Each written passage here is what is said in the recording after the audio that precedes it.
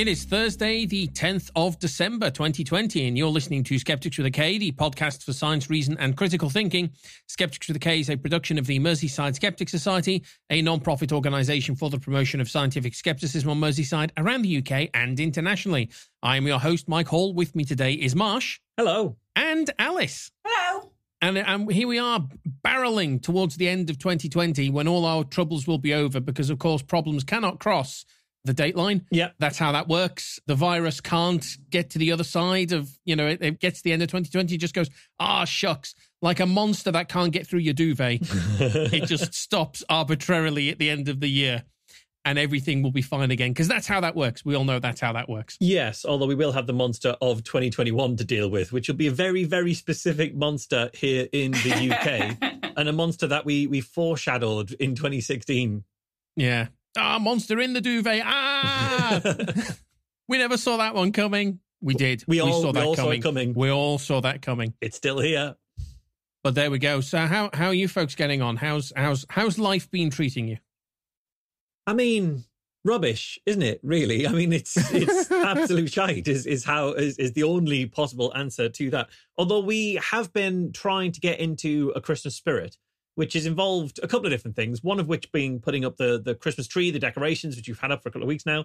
Thought, fuck it, go early, go I was say go early, go often, but that's not quite what we did. We went early and went once. We do three, 4 times a year, do the Christmas decorations now. That's, why not? I genuinely thought about putting up the Christmas decorations at the beginning of the first lockdown and again at the beginning of the second lockdown. I didn't. I waited until November at least. But I did think about it. Well, we went tree up in November, but Mildred sees tree and sees a collection of interesting toys that are at different heights and different degrees of difficulty to remove from their current place before you can throw them around the house. So she just destroyed the tree completely with surgical precision. Like, she took every single bauble off the tree one by one, even though she's not allowed in the living room during the night. So she'd only do it during our working hours. And she's not allowed in the living room during the night because of those times she kept shitting in the corner of the living room. Now she's like, when she goes in, she'll just leave her a couple of baubles off the tree and chase those around the house. So our tree is down to 0 baubles. Good. And all the beads removed and the tinsel removed. So it's got a naked tree. It's just a tree with some lights. So we have to redo that. But in order to get into a Christmas spirit, we've been deciding amongst us and our friends and Alice and Warren and everyone to watch Christmas films throughout December. We've now got a roster of Christmas films designed. This is everyone seems to watch Elf for Christmas. I can't fucking stand it. It's really popular. Yeah, don't like Will Ferrell. I don't like the film. I hate Elf. I'm not it was going a near shit it. film. Everyone fucking loves it, and I don't understand it at all.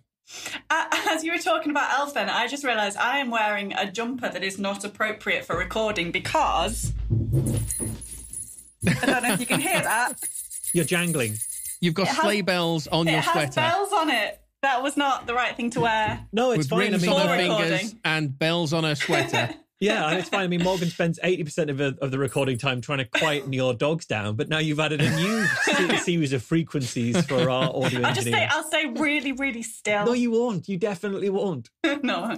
But yeah, so we decided on a regime of films to start watching, starting next Saturday with what Nicola and Andrew Johnson are describing as the greatest Saturday of our lives, in which we'll watch 5 Christmas films. Good. Where they spent about an hour and a half in a Zoom call, sharing screen Zoom chat at 1 a.m. Saturday just gone, planning this out with meticulous precision, where we're going to be watching, I believe, Miracle on 34th Street. Solid. Followed by The Grinch, followed by The Holiday, followed by Gremlins, followed by Die Hard.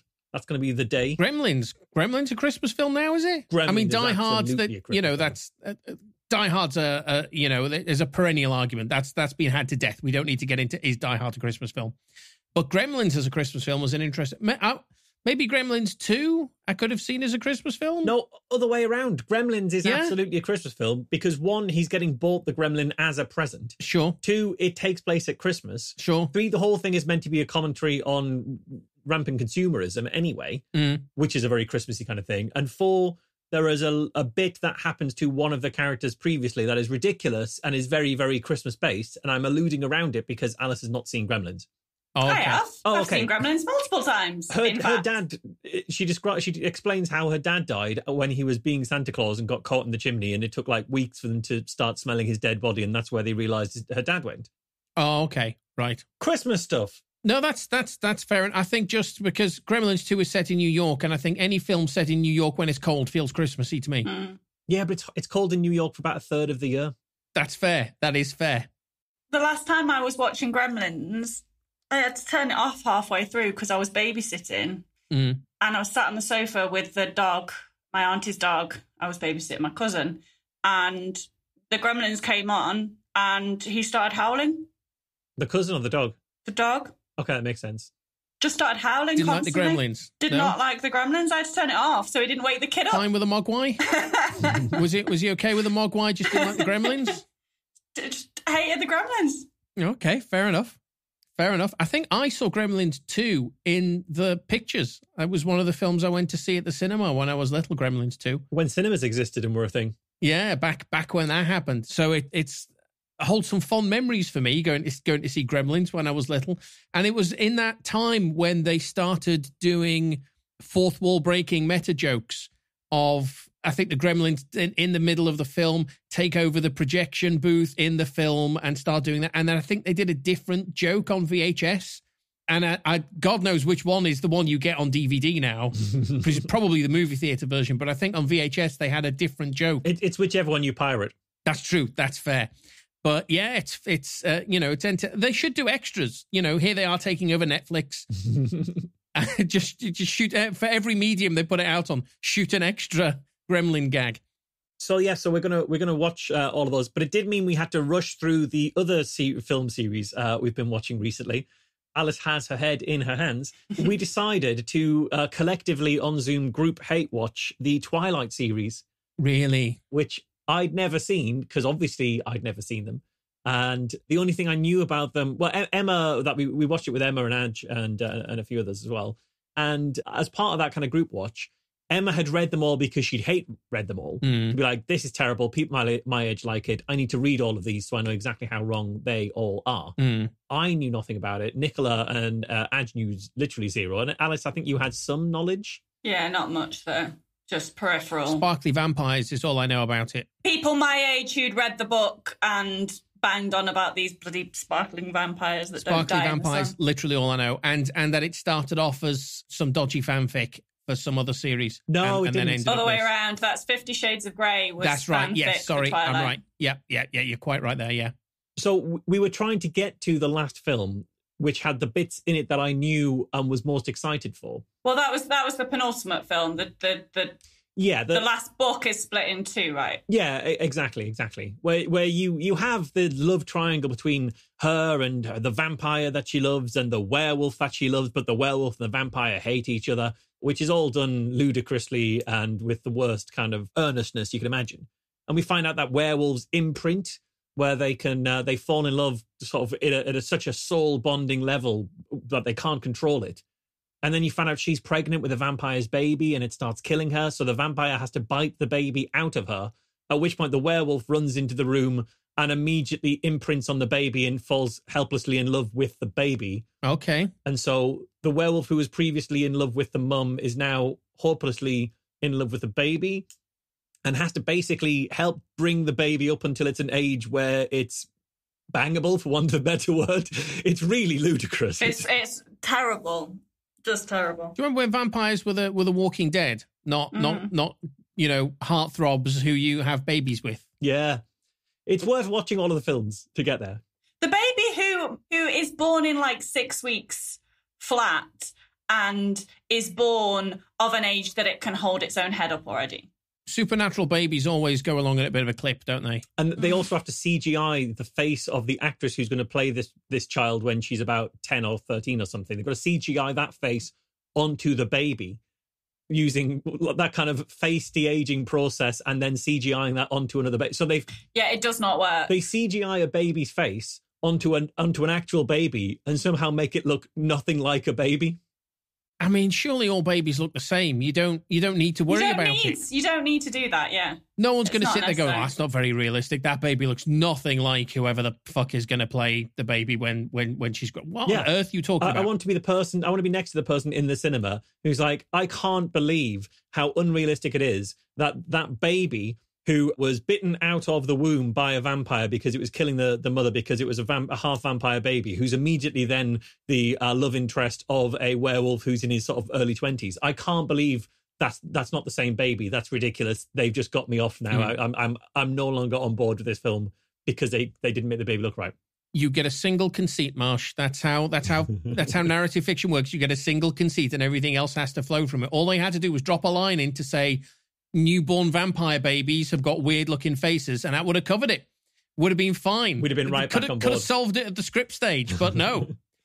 There's a lot of things they could have solved at the script stage and elected not to do that. But yeah, so we've been watching those films, and now we've got through the penance that is Twilight. We can now look forward to the festivities of Die Hard, The Gremlins, and The Holiday. Since we last recorded, has been kind of bittersweet. Because on the one hand, I've had to cancel what would have been a lovely wedding-style commitment ceremony that was supposed to happen on our anniversary. So on the other hand, we've had a lovely anniversary. So we were doing our commitment ceremony on our 15-year anniversary. Mm-hmm. So we've done stuff at home instead, which has been quite nice. We ordered some fancy meal, fine dining meal to be delivered to the house, and ate that at home. Very nice. Good. And cooked a nice meal for ourselves at home one of the nights as well. And not a Domino's then? You didn't? No, we didn't order any takeaway. just this fine dining meal that got delivered to the house. Fine dining, nice fancy fine dining. Good. My colleague sent us some cheese. Warren doesn't like cheese, so now I've got an awful lot of cheese to eat. It is the classic 15th anniversary gift, isn't it? It's like the first anniversary is paper and the second one is tin or something. And the 15 is cheese. It is cheese. It is definitely cheese. Apparently it's actually crystal. Okay. Is 15. Or the modern version, because apparently there's the modern version now, is a watch. A watch? Mm. Okay. That's a bit rubbish. I thought you were going to say, the modern version is blood diamonds. 15 years is a long time. You've really worked up to that. No, so but my colleague sent us cheese because basically every time we talk about food in our work Slack, I just comment on liking cheese because I really like cheese. And it's festive, isn't it, on the running up to Christmas with the baby cheeses. That was great cheese. I've just got far too much cheese. I've given some of the cheese away. Yeah, I've got some lovely cheese in the fridge. So are you gonna try and remount next year? Is it going to be for the 16th anniversary instead of the 15th? Is that the plan? Yeah, I like that better because it's base 2 rather than this kind of base 10 nonsense. I like that one much better. I mean, I'll say remount is a funny turn of phrase for it, Mike. Well, we've got to do it at some point because I've already spent money on a dress. So I'm not it's not a dress I can wear on any other occasion. Who says? Just wear it to someone else's wedding. They won't mind. Yeah, so we've postponed it to the same time following year, but we'll see what happens. We'll see if we have another apocalypse next year. Who knows? Maybe it'll never happen. I mean, we've waited 15 years. There might be something else that stops it.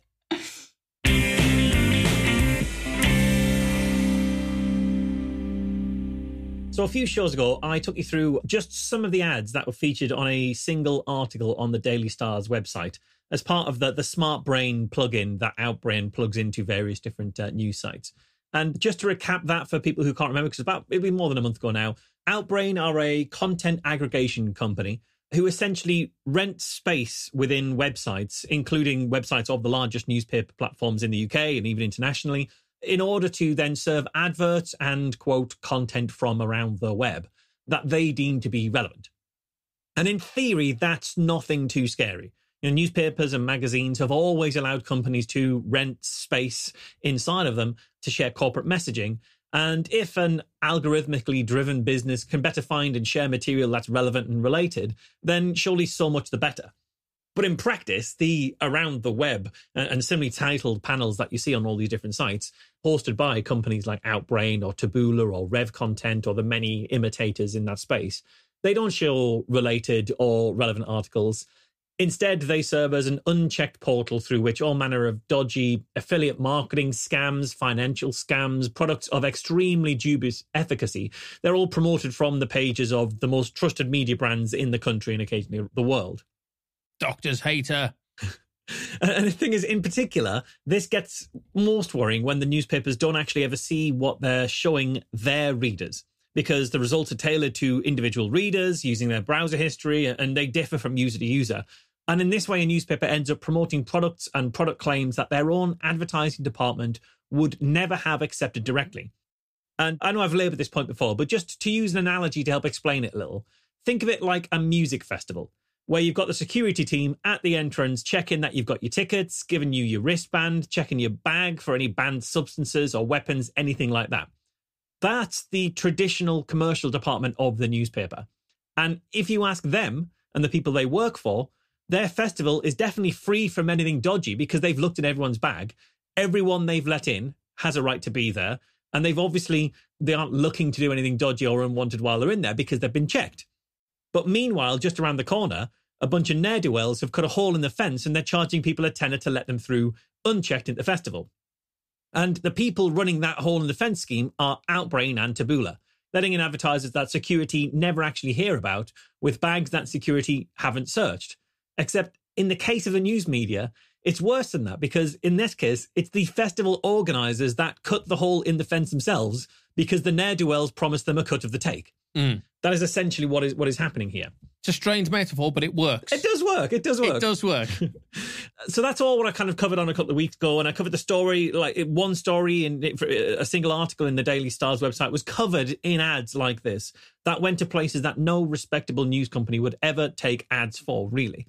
With misleading ads that look like independent third-party reviewers, but they were actually astroturfed fronts for the products they were reviewing. And then other ads that are supplement scams created by affiliate marketers using throwaway one-page websites in order to earn commission for pushing products with extremely dodgy health claims. And aside from those stories, those adverts, those content marketing pieces all being linked from the same single Daily Star article, those pieces all had one particular thing in common, because the goal of all of those ads was to push a product, either directly, in the case for services like Honey and Naked Wines, whose ads on the Star were explicitly posted by Honey and Naked Wines. So it said advertiser Naked Wines, and that's where you went. You went to the Naked Wines website. They were trying to push the products of those companies. Or there's the indirectly pushed products, which were the affiliate third parties, in the case of those fake websites that were fronts for the product, with a tracking link in the middle so that the site owners would get a kickback from anyone they persuaded to make a purchase. In all of those, ultimately, the goal was to get the reader to spend their own money making a purchase or signing up to a service, and then the creator of the content marketing piece that persuaded them to do that would, one way or another, get some or all of that money. That's the design of that. But when I talked about this last time, I also mentioned there was another category of links and ads on that same article that needed their own conversation. They were different. They didn't fit that pattern. They need to be discussed all their own. And that's where I want to go today. So in talking about this, I'm going to subdivide the story a little bit more because there's kind of a simple side of this and a more complex side of it. I'm positive you'll have seen the simple side of it an awful lot. It's often in the form of like the listicle gallery. So on the particular story in the Daily Star, it was an ad whose copy in the little image read 21 of the funniest beach pictures ever. And if you click through on that ad, you're taken to the website Too Cool to Be True, who, first of all, they ask you to consent to your personal data being recorded via cookies and sold on. Of course you do. And as Mike has covered, big fan of turning off all of those these days. Very much the thing I do is go through that list and uncheck everything. No, you bastards, you're not getting any of that. Especially when you find out what this site is kind of really all about. But what this ad takes you to is a gallery of 21 of the funniest beach pictures ever. Or at least some photos that people took on a beach at a you've been framed level of hilarity. You know, it's it looks like this dog is actually about to jump on this person, or where's that person's head gone? Oh, it's in the sand. It's that kind of stuff, basically. But obviously you don't see 21 photos on a page to just scroll down and see them all. You see one photo per page in a gallery and you have to click through, click to see each new picture. And also, it wasn't 21 pictures, it was 72. I found that by sort of just adjusting the URL to see how high a number I could get before it told me there was no more left in there. Good. So they under-deliver on the quality of the funniest beach photos ever, but they do over-deliver on the quantity. So it's 72 pages of this. But the thing is, these galleries are just designed to make you keep clicking next. With each time you click next, you're loading a brand new page each time. That page has a new set of ads each time, and a video ad playing in the bottom, and a separate Outbrain link linking to trending articles at the bottom of the page, which is what was on there. So you got there via Outbrain in the Daily Star, but at the bottom of every page, there was an Outbrain link leading you to other trending articles to keep you in this kind of loop. To that extent, they're even scamming the advertisers there, because you're one pair of eyeballs and the advertisers are paying them as if you are 72 different pairs of eyeballs. That's exactly it. That's exactly it. So we've got a clickbait title driving you to a site which gives you something just close enough to what you're expecting to have you think, well, maybe the next photo will be the one that's actually funny. And you end up clicking through page after page. Each time you hit next, you load a fresh page, adding to another page view, giving the maker of the site another chance to load and serve you ads, which they charge the advertisers for. Plus, there's the occasional pop-up, which kept coming up in the middle of pages, pitching you more content. In this case, it was actually a pop-up box for Rev Content, one of the rivals to Taboola and Outbrain, with very familiar-looking headlines. So you can see there's a headline in there saying, earn a second salary with only £250 worth of investment today, with a picture in the background of Amazon. Rich people in London want this video banned from the internet. Watch now. Urologists, try this if you have an enlarged prostate, which is exactly the same claim that was being made by one of the stories in the Daily Star about, if you remember, it was prostate 9/11, the 9/11 of prostates. You've got your celebrity type stories of why is Marissa Tomei still single? Here's the answer. You've got the girl from, I think that's NCIS. Remember her? Try not to gasp when you see her now. Those are the ones that you see the most. They'll have a random picture that looks nothing like the celebrity they're talking about, and then they'll say that what such and such looks like now, and you've supposed to click through to see it because that's the only way you can see it, and then you have to click through the whole fucking gallery to get to it. Yeah, you won't believe what Charlie Bucket looks like now. Or I've seen the ones where it was actually Deborah Meaden, one of the dragons from Dragon's Den, and they'd photoshopped her to make her look like she'd been beaten up. Yeah. And said, you'll never guess what happened on Dragon's Den last night. I was like, well, it's not that, is it? But you're trying to lure people in to find out how she looked that way. And there was another ad in there of a lady holding a water bottle to her ear with the title, Doctor, Tinnitus, when the ringing won't stop, do this, it's genius, with the woman holding the bottle of water to her ear.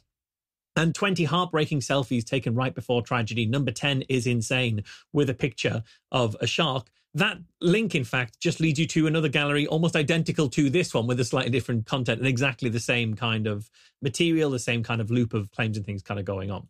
It's almost cliched, the content that they've got in there. Literally, it's just missing the mum discovers $2 wrinkle trick, and everything else in there is the greatest hits of dodgy inline marketing. Yeah, absolutely. And it's because this stuff it's become cliche because it's so effective, because it plays on these kind of psychological impulses in our minds. Think, well, maybe the next one is the thing that's going to be that. And actually, it's curiosity driven marketing, but for some fairly duff stuff. And, I'm positive you'll all, not just you two, but all the listeners will have seen this exactly before. This kind of low content gallery type of clickbait. This is bored pandas stock and trade, basically. It's every one of those types of sites that you see floating around social media that you need to click through 50 different pages along the way. And you might not have thought a lot about what's actually going on here. But before I get to some of the stuff that's going on here, I want to briefly explain the other type of category, something that's on the surface seems a bit odder, stuff that I saw linked from the Daily Star's article. Because the same article that was the starting point for all of these stories also had ads like, the current price of private jet charters may change your ... which led to a page on the website called optionprivatejets.info. And because you guys are here on Zoom with me, I can actually show you what that ad looked like. And I'm sure that ... there was just because they ran out of space to put the text in, and not at all for any other reason. It was just, we'd love to have given you the whole bit of information there, but we've just run out of space. To be honest, I think it probably was just to run out of space, because some of these ads were small ads, some of them were bigger ads. The bigger ads had a higher character limit. And I think what they're looking for was the current price of private jet charters may change your opinion, change your mind, may drive you to take private jets. But that's what the ad kind of looked like there. But if what you're expecting when you click through on that ad is an article talking about the current price of private jet charters, either because you're one of the Daily Star readers rich enough to take private jets, or you've got a how the other half live curiosity about the mega rich, either way you're going to be disappointed when you click on this ad, because all you really get is a grey generic background on a website with a box of links in the middle called related links. And when I first saw this, my first thought about this was, oh, this is an expired domain. That they had the domain to option private jets. They're still advertising that, but it's since expired. And what we've got instead is just the generic holding page for that URL. That is what I would have assumed seeing a page like that. Yeah, but it's not actually that, because all of those, there's 6 different links in the middle to things like private jet hire, cost to fly private, Piper Archer aeroplane for sale. There's 6 links there in the middle.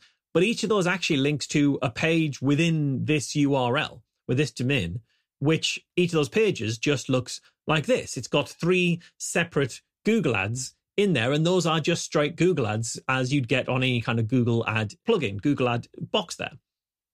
And each of those different 6 links on the site was doing exactly the same thing, was going to one of those Google ad pages. So this entire website is basically just 18 Google ads separated across 6 different pages, which seems slightly unusual, because all we've got here is a site with a bunch of Google ad iframes.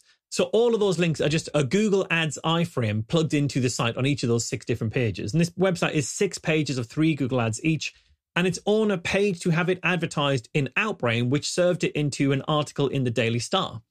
And it wasn't the only one of this exact same model in that same Daily Star article. There was one which was purporting to be giving you a list of the most successful attorneys in London. See the list, and you see a lady looking very professional, a blonde lady in a suit outside of a law court with her arms folded, which leads to a site called attorneysearchersonlinehelper.info, which again leads to a very plain homepage consisting of just 6 links, each of which goes to a page in the site which contains 3 Google ads. Links, it's worth pointing out, on those Google ads to genuine law firms who paid for a Google ad so Google would promote their business in their advertising. So Google did that in the Google Ads plugin box on this very plain blank website. So you might be wondering what's going on. Why do these things that look like kind of expired domains keep cropping up in the Outbrain plugin for this one Daily Star article? And in fact, many Daily Star articles and many articles on other websites. This is where there's an entire subcategory of ads from Outbrain in this kind of way, involving these bare pages, a couple of links in them, or it's a subcategory of the same category as the clickbait galleries that you see, where you click through page after page after page looking for anything of value. This is an overall category called advertising arbitrage. And I don't know if either of you have heard of this, but it's actually quietly quite a big thing. So to understand it, think of those galleries, and to think that every time you load the next page, you serve the next lot of ads. While the Daily Star and other newspaper sites accept Outbrain into their platform because they get paid a tiny bit of cash for every ad they display and every one that gets clicked on, that revenue stream doesn't just go to mainstream news sites. It goes to anybody who've got a Outbrain and Taboola or Rev Content plugin in their site. And Outbrain and Taboola, they make more money the more places they can show their ads. So they allow other websites to plug these same feeds into their websites, and they serve their content up there. So affiliate marketers and ad arbitrage traders, they recognize this, and they set up entire sites designed to harvest Outbrain income. Every time you click through the gallery and load a new set of ads, they make a fraction of a payment. So a gallery which makes you click through 21 pages to find the picture that made it worth your time visiting in the first place encourages the reader through 21 pages or to load 21 times as many pages, giving the site owner 21 fractions of a payment. A gallery that promises 21 pictures but has you clicking as far potentially as 72 pictures in is an opportunity to gather 72 fractions of a payment for that site owner. Somewhere along that price point, it was worth the site owner's initial outlay, which was the amount they paid Outbrain to show their ad to readers of the Daily Star. So they spent a little bit of money in Outbrain to start this cycle off, knowing that there's a decent return of people who'll get far enough through that they'll be serving enough Outbrain ads that they'll be making their money back from Outbrain from the money they gave Outbrain in the first place. The fact that the same site is dipping back into Outbrain is not uncommon, but it does create a bit of a circular ecosystem, essentially, one Outbrain arbitrage trader paying to appear in Outbrain so they can get visitors to their site and harvest money back out of Outbrain from the other arbitrage ads traders out there. The fact that the site also, the one that I looked at, also dips into Rev content and to their income stream is no surprise, because if you can plug as many of these as possible into your website and have every time anyone visits, you get that little fraction of a payment from multiple different sites and multiple different brokers at once, you're going to make more money. So they're trying to sort of play all those games at once. But finding 21 or even 72 images that come close enough to filling your clickbait remit to make it kind of worthwhile, it isn't always going to be really low effort. Because if you outright lie in your clickbait and people get there and see nothing of the sort, they leave immediately and you only get one fraction of a payment and not 21 or even 72 fractions of payment. So you've got to put a bit of effort in to find pictures that, broadly speaking, fit the remit and sort of build it in that kind of way.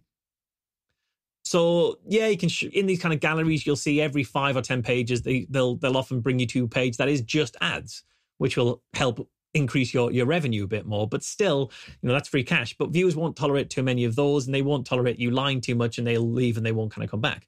So it takes you right back to that idea of selective pressures and evolution of optimizing the affiliate marketing world, optimizing the online scammer kind of world to people who are just trying to make tiny fractions of money out of a system and not really worrying too much about what they're doing along the way. And I hear descriptions of techniques and tricks like this because I've worked in affiliate marketing for a long time, and I hear people saying, "Oh, did you hear about so and so? And he came up with this idea where he would do this, that, and the other, and it would pay, et cetera, et cetera, et cetera." And doing stuff like this. Another trick that people use is you go find a popular YouTube video that's got a link in the description. And if the link in the description goes to an expired domain, you go out and you buy that domain and then load it with Google Ads or click it through to an affiliate of something that's roughly... So you find a makeup tutorial with an expired domain in the description, and then you affiliate it through to a makeup website, and you reap the benefits and you do very well. And these are shared as effectively get-rich-quick schemes, as kind of, do this and you get rich. And people in business go, "Oh, he's really clever because he did this, and this." But as someone who thinks that, the web is a cool thing, what you're doing is you're making the internet worse. Yeah, you're making the World Wide Web worse. You're making the internet a shittier place where you are more likely to be scammed one way or another, or taken advantage of, or exploited. That's exactly it. And so the effort that goes into finding those exploits, it's probably a higher return, but it's quite a lot of effort. So the flip side of it is where that other form comes in, which is that single bare page that's just got a few links in it. That's direct arbitrage, where you dump readers at such a plain looking homepage with a couple of links to some bare pages that merely display Google ads. And there, the income stream that you're harvesting is Google's, not Outbrain's. Though to my knowledge, there's nothing stopping you doing that gallery approach with Google ads. So every single page of the gallery that you show them Google ads rather than Outbrain. It just depends where you think the margin points are.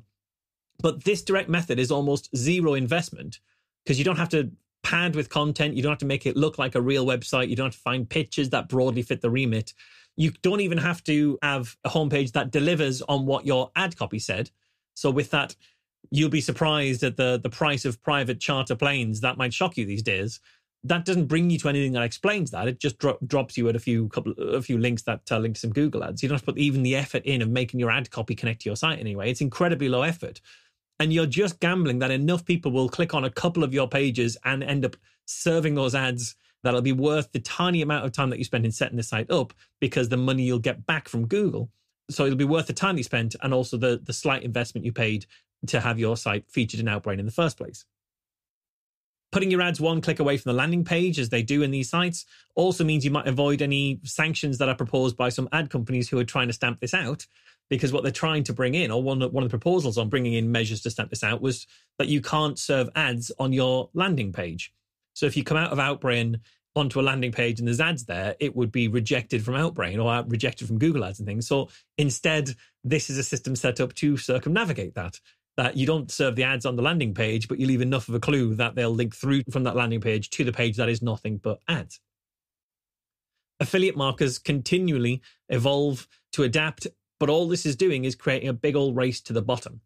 And that's kind of where I think there's a real problem here. And that's why I sort of wanted to do this as a two-parter, because I think those gallery stories and I think these direct arbitrage stories do show a negative side of that affiliate marketer world, that online marketer world, that actually spills into the real world where readers end up being served ads for these things in their newspapers, the newspapers that they trust. These ads are everywhere. They are on mainstream publications who ought to know better than this. Problem is, the more media companies come to rely on the income generated by these kinds of aggregation sites and these kind of techniques and the sites that are feeding out content in this kind of content marketing from around the web, relevant stories kind of way, the more they come to rely on that income, the less editorial control they'll exert over what their readers get to see on their own website. Readers who don't see these articles as adverts and don't see them as separate from the publication that they buy and that they trust. Outbrain SmartBrain actually makes this deliberate because the SmartBrain panel on the Daily Star's website and the Express and others deliberately mixes stories from that newspaper with these dodgy ads and doesn't distinguish between the two. So it looks initially like what they're doing is showing you stories from that, other stories that were published on the Daily Star's website that are relevant to this story, and then some ads amongst it. But you don't get to see the difference between which one's an ad and which one's Daily Star unless you look really, really carefully to see which is which. You have to really be paying attention to not inadvertently end up in a place that's advertising and then feeding that affiliate machine. There's the useful old adage in the media that there should be a separation between church and state, borrowing America's First Amendment to describe the line that should exist between commercial content and editorial content. And it's no coincidence that that analogy, that metaphor, is based on the amendment about free speech. That's not a coincidence that that's there. But with regards to that analogy, what's happening now effectively is Taboola has turned half of the White House into a cathedral, while Outbrain has gone one step further. And to extend that analogy, they now have the president reading from the Bible in every other line of the state of the nation, so that people listening can't tell which line was religious and which line is actually political. This is a real threat to the credibility of the media at a time when there are plenty of other threats to the credibility of the media. And it's a threat because these ads link to a murky world inhabited by people looking to exploit readers for cash, looking to exploit each other for cash, looking to push dodgy products that don't work, looking to rip people off. And newspapers are funneling this and fueling this. You know, they're funneling people into this world through the links on their articles. And when it comes to ad arbitration, all that's doing here, all that this is actually doing is driving this arms race towards cheaper and more exploitative practices, which is accelerating this decline. And I think that's where these two halves of the story kind of go together, really. The first half being the one I did a couple of weeks ago about the dodgy products being pushed in these ads. That's bad enough. But throw in the fact that those dodgy product ads are competing with pure ad arbitration ads. And this is just accelerating everything towards the most exploitative techniques, just accelerating the evolution of this to find the techniques that are most effective at getting eyes on the page, but not at making sure that what's there is actually worth it. It's accelerating this decline, in my opinion.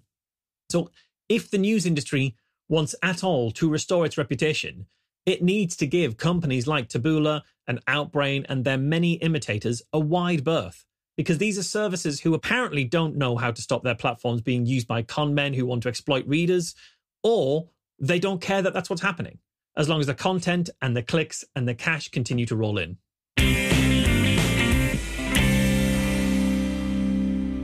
Listeners may be aware that we recently reran QED 2018 again. And we didn't rerun it again. No. That would be extravagant. A bit much. Yeah, I mean, so that's what we're going to do next month. It's your Christmas present. We're running 2018 again. So just a few weeks ago, we did this as a live event on Twitch. And one of the panels, we couldn't show all of the content that we produced for QED 2018. So we had to make decisions about what we were going to show and what we tried to show as much from the main stage as we could, but we were running a shorter day and we only had 1 second stream. So of all of the rest of the content, we had to, just make 1 second stream. But one of the panel sessions that we chose to rerun was titled Game Over and Video Games as the New Moral Panic, which was about the role of video games in popular culture and the effects of that on individuals and on society, and asking if video games are simply the latest in a long line of moral panics where the incumbent generation struggles to understand the activities and the things that the next generation enjoys. And there's a long history of these things, right? In the 50s, it was comic books. In the 60s, it was rock and roll. The kind of late 70s, early 80s had Dungeons and Dragons. The 80s also had video nasties. That was a thing. the 90s, it was books that were ruining young people's minds. And by the 90s, I mean the 1790s, when it was written, the free access to which many young people have to romances, novels, and plays has poisoned their minds and corrupted their morals. Because books, what's going to corrupt the young these days, isn't it? And it's amusing in hindsight, where today you're more likely to hear a parent say, get off the fucking computer and go and do something wholesome like read a book. When in 1790 it was like, what are books? Moral outrage. Especially when the irony is that it's almost certain that kids these days are reading a lot more than any other generation in history. Sure. Given that the 90% of their communication is them writing and reading to each other. But as much as we discussed in that panel the idea of video games as just being the latest iteration of that generational disconnect, in fact, moral panics around video games stretch back an awful lot further than, the last decade or so. In the era before we had home consoles and before PC gaming was even really a thing, kids would go and play video games at the arcade. And so many of the mechanics that dominate even early PC gaming and console gaming were driven by the legacy of the arcades. They were holdovers from the arcade era. So high scores, for example, a high score in a computer game is a holdover from the arcade, where machines would track over long periods of time which players had scored the most, which would then implicitly challenge new players who likely had never even met the person who performed the high score on the machine, but they were challenged to come in and beat the high score and get their name at the top of the scoreboard. And you'll recognize this if you went through any arcade ever. The scoreboards that are up on, when the machine is idle, it flips between a demo with a game and the latest scores as a temptation for you to come and think, I can do better than that. Limited lives, that's also a holdover from the arcade era. In the US, you would have to pay a quarter to play a game at the arcade. Here, it's more likely to have been like 20p or something like that, or 3 for 50 pence or something along those lines. And that 20p will probably buy you 3 attempts to progress through the game, 3 tries, 3 lives, after which you would either have to pay again, paying for a continue, where the game would resume from where you lost your last life, or you would have to get off the machine and let somebody else have a turn with their shiny 20 pence instead of your shiny 20 pence. So if you look at Sonic the Hedgehog, for example, you get 3 lives. You can collect extra lives during the game. And when you run out of lives, you're offered to continue, where you resume with another 3 lives from the point where you died, as if you'd inserted another 20p. Now, Sonic was a game that was original to home consoles. It didn't start in the arcade in the way that, say, Street Fighter II was an arcade game first and then came to hold home consoles. But nevertheless, it still had those arcade trappings of high scores and lives and continues, because that was just the way games designers thought about games back then, because of the legacy of the arcades, because the arcades were designed to encourage you to pay to play. And the home consoles were built the same way, even though you weren't actually paying any extra. And it's something you see developers start to make a conscious effort to move away from in the 90s. So Doom, for example, in contrast to his predecessor, Wolfenstein 3D, had no high scores. It had no lives. You know, if you die, you start at the beginning of the level again and carry on. There were no lives, no continues, nothing along those lines. Where Wolfenstein, there was a high score. You could collect treasure, and all the treasure did was increase your score, which on a home machine achieves nothing whatsoever. And the developers at id Software realized that these mechanics actually kind of didn't make very much sense in a PC gaming era. So the arcades were terrifically influential on video games and gaming, and even modern games and gaming are still influenced by the legacy of the arcades.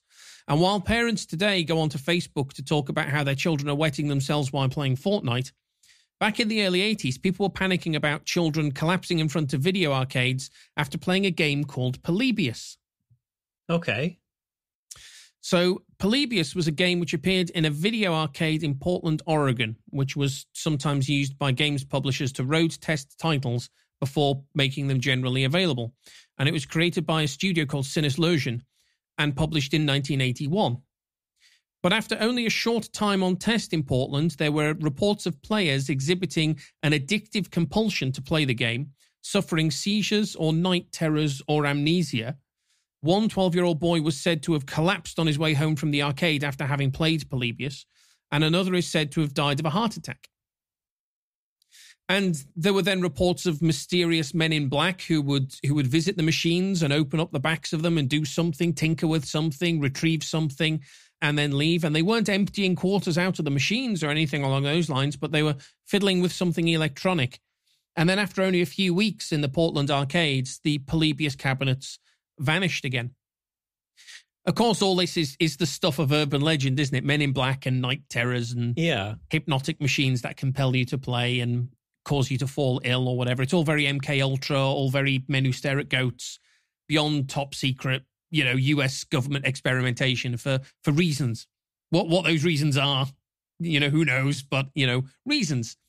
Are these meant to be weapons used by the military? They're going to, stash Polybius cabinets in Russia. Yeah, that could be a thing. Yeah. They just have 5 rubles per play, and the entire Russian army stops to play the game, and then immediately falls into whatever ill effects that the game has. Play the addictive video game. The other suggestion that I've seen is that what they were looking for is the players who don't fall ill. This game has this toxic effect, but if you are of particular strong constitution, particularly emotionally robust, and you could play the game without ill effects, then maybe they, that's because so they could recruit you into the army or something. I don't know. That doesn't quite stack up, but that was, and that would play right into kind of, the mind of a teenage boy, as if you're tough enough, or you're strong enough, because you can play this game and it doesn't touch me. It doesn't touch the sun. Like when people talk about drugs and they go, I can take all the drugs and it doesn't even touch me. It doesn't even faze me. Oh, fuck off, you masculine twat. Showing your extensive drug knowledge there, Mike. So it's all kind of creepy government, X-Files, John Ronson-y sort of stuff, But this is what I thought was really interesting about the game Polybius, is that almost every part of this story is true. For example, games developers used to seed new arcade cabinets in some arcades to see how they would fare with players before the game was complete. Makes sense. Sometimes they'd put it out under a different title or under an unmarked cabinet.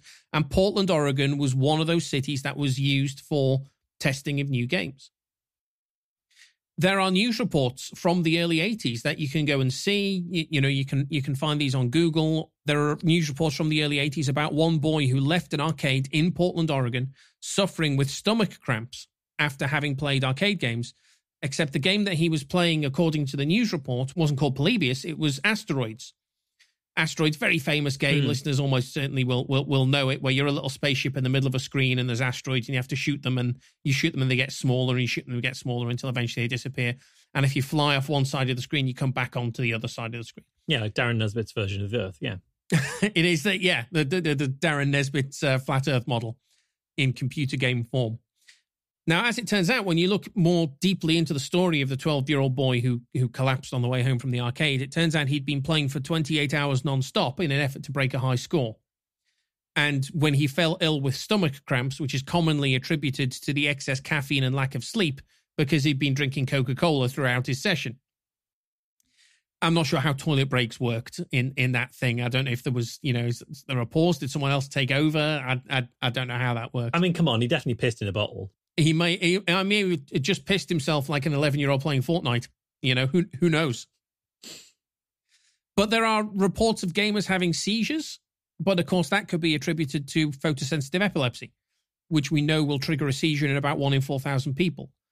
Some of the earliest recorded reports of seizures caused by video games were first published in 1981, the year that Polybius was supposedly published. So you think that's what started them all?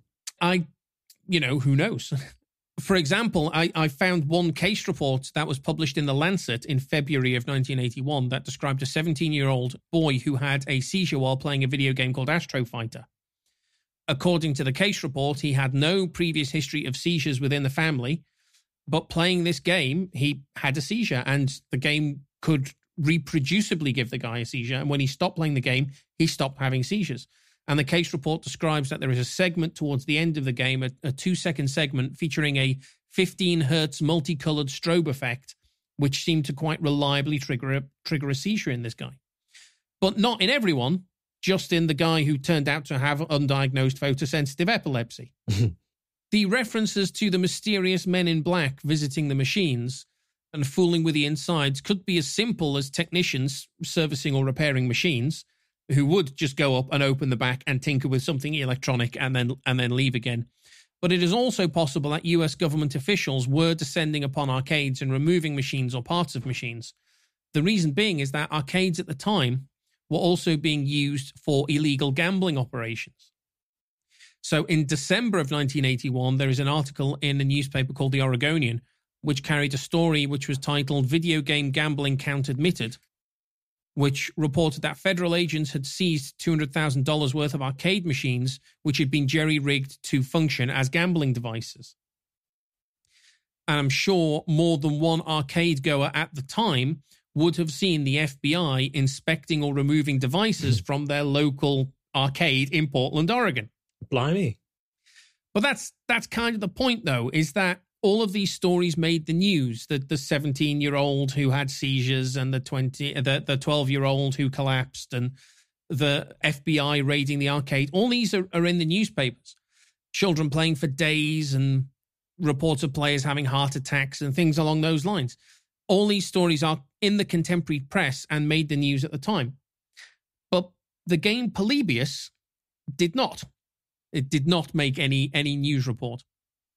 The other thing that I thought was interesting about this idea of this game called Polybius was that in all the material that I've read, nobody actually addresses whether you could even make a game that does any of these things.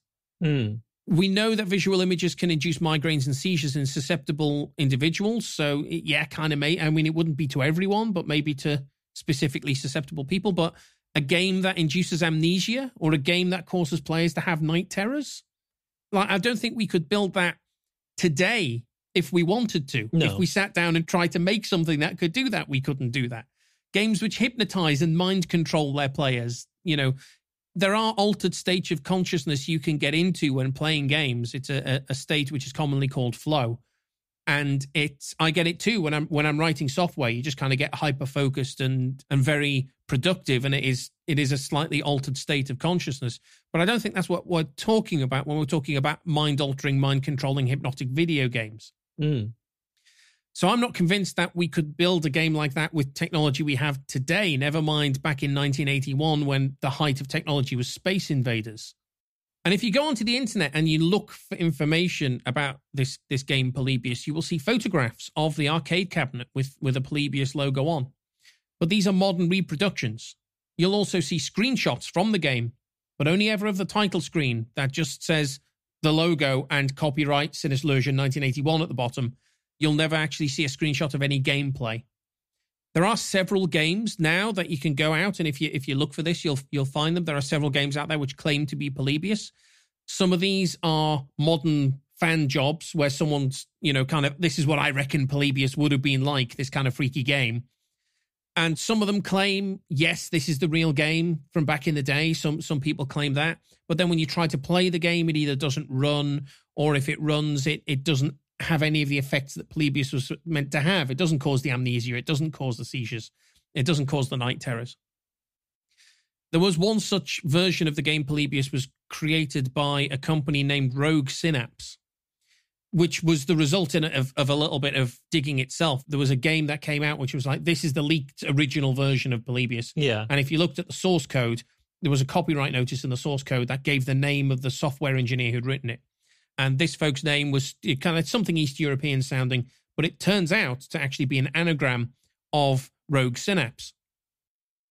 And when you go to the website of Rogue Synapse, their shtick as a software company is making real-life versions of video games that only exist in fiction. So they publish a game called Graboids, which was a game that was featured in the horror movie Tremors 2. Okay.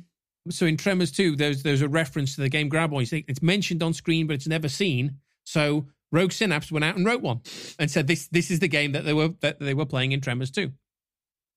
Rogue Synapse also published a game called The Bishop of Battle, which is a video game from the 1983 horror anthology movie Nightmares. So just a random horror movie, anthology movie, kind of like Creepshow. And one of the segments was about an evil video game called The Bishop of Battle. And so it didn't exist, so they went out and made it.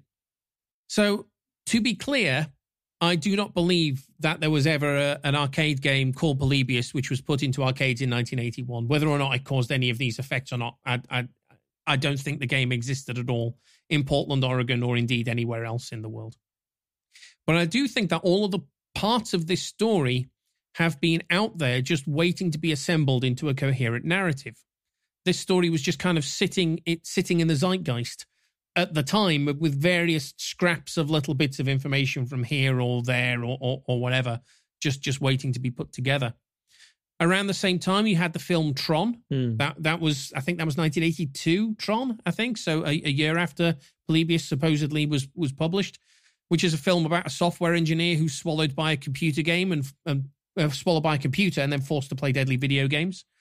There was the film around the time called The Last Starfighter, which was about aliens using arcade machines to recruit teenagers for their interstellar war, which kind of came back in Guardians of the Galaxy 2, where the ship's controlled by the gold people, who I don't remember what they're called. Oh, yes, yeah. They're all kind of remote-controlled ships using kind of arcade-style interfaces, arcade-style remote-control interfaces.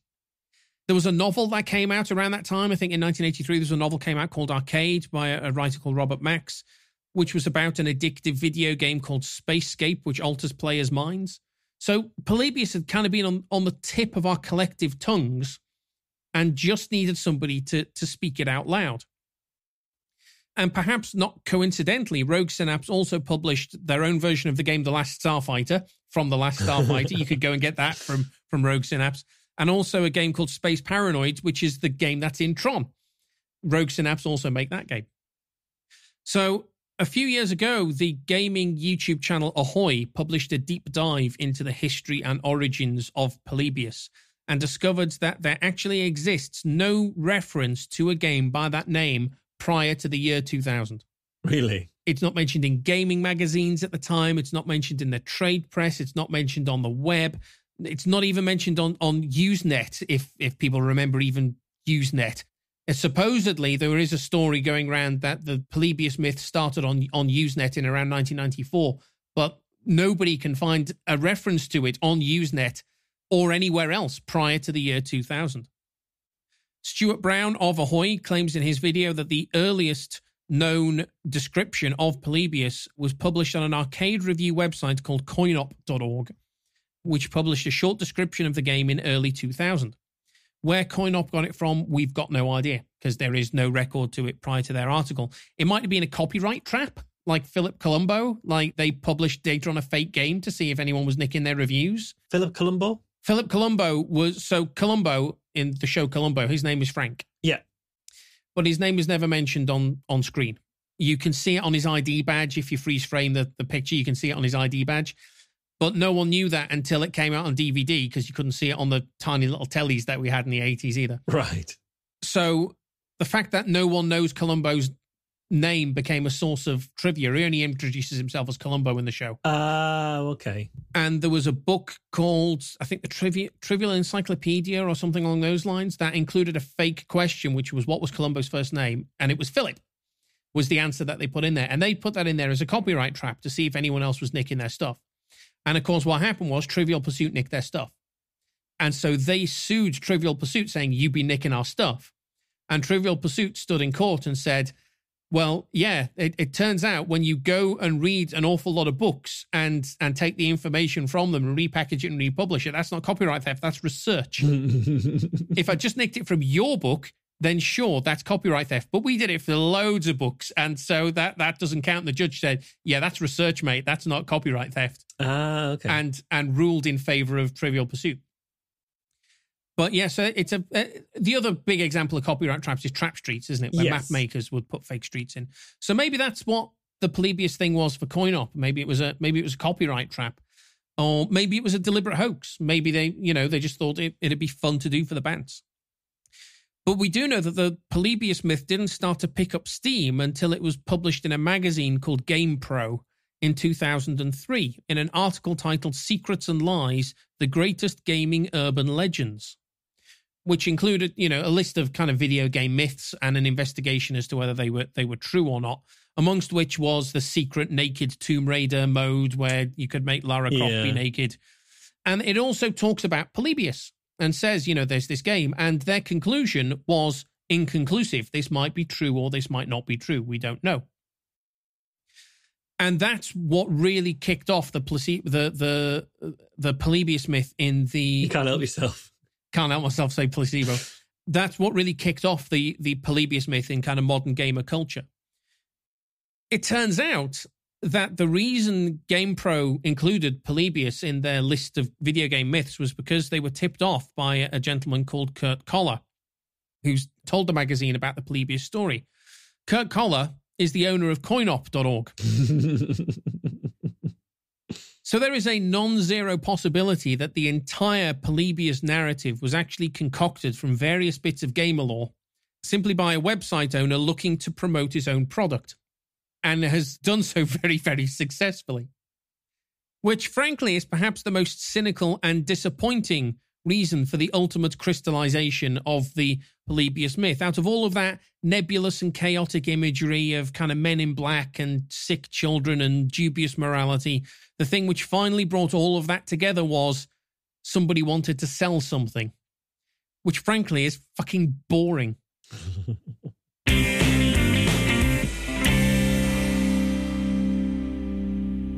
So, Skeptics in the Pub Online, as Christmas rapidly approaches, we're still doing Skeptics in the Pub Online events. So, Marsh, do you want to give us an update on that? Yeah, so the last Skeptics in the Pub Online of this year is going to be tonight as the show goes out. That's the 10th of December. That is Joe Marchant, who's going to be talking about the human cosmos.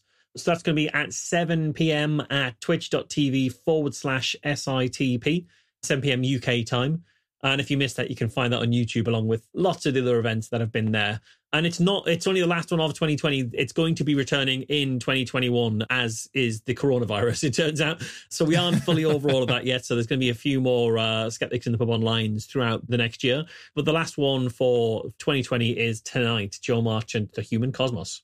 But actually, next week, we figured here at the MSS that normally we'd be having our Christmas party around about this time in December, and we'd get all people together and we'd exchange Secret Santa gifts that we'd all rubbed as we wrap them. And that seems like a really bad idea, to be getting that many people together and exchanging things that we've all touched and rubbed, and we normally sit around just sucking the wrapping paper. Yeah. And licking each other's faces. And so, unfortunately, we can't have our annual Lickfest. Lickfest 2020 isn't going to happen. No, so what we thought we'd do instead is on the Thursday, the 17th of December, we'd actually have a Christmas watch-along film where we're going to be watching a film all together on Discord. So we're going to watch, you all watch it yourself. It's on YouTube, the film, and then we all kind of chat about it on Discord. And the film is the Christmas classic Hulk Hogan's Santa with Muscles. Wow. Which is a terribly bad film. So don't come in expecting it to be a good film. It's not that.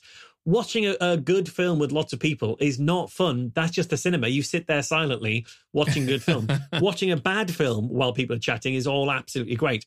So you can find details of that on our social media where we've got all that information. But the idea is you'll watch the film yourself on YouTube whilst chatting to us on Discord. Am I right that Hulk Hogan is in Gremlins 2? I think he is in the segment where the Gremlins take over the movie theater, and he's in the audience who then gets up and tells the Gremlins to get. I might be thinking of a different movie with a weird fourth wall break, but I think that might be the case, that it's Hulk Hogan in Gremlins 2 who stands up and says, "Hey, Gremlins, put the fucking film back on." Except he doesn't swear because it's, for a horror movie, it's a little bit kind of kid friendly. Yeah, I have no idea. It might well be. I think I'm right about that, or I might be thinking of a totally different film. Do you remember the film Suburban Commando with Hulk Hogan? I do remember the film Suburban Commando. Do you remember that film? Hulk Hogan and Christopher Lloyd. Yeah, he shouldn't have made films, it turns out. Well, any of his films, in fact. He shouldn't have made any films. It was a real problem for him. Yes, so the other thing that we wanted to talk about, actually, was this podcast. Christmas is rapidly approaching for this show as much as it is for anybody else. That's how time works. It's not coming faster for some people than others. I mean, I know some physicists who will challenge you on that very point, Marsh. But what we're going to do for the next episode, as it is our last episode of the year, is we're going to do a listener question special. So if you have any questions for us on any topic whatsoever, send them in to podcast@merseysideskeptics.org.uk, or you can send them over to us on Twitter @MerseysideSkeptics. and we will talk about them on air on the show. Now, we probably won't do any research for them, and our responses will be entirely off the cuff. So it's like, Alice, please do a breakdown of how the mRNA vaccines work. Okay, 1, we did that last episode, and 2, we're not going to do it again. So send us in your questions about whatever you would like to hear us talk about. But bear in mind, as with every episode of Skeptics with a K, we haven't the faintest idea what we're talking about. And so don't expect any intelligent and rational response to your question. Other than that, then, that is all we've got time for. I think so. All that remains is for me to thank Marsh for coming along today. Thank you. And thank you to Alice. Thank you. We've been Skeptics with a K, and we will see you for our questions next time. Bye now. Bye.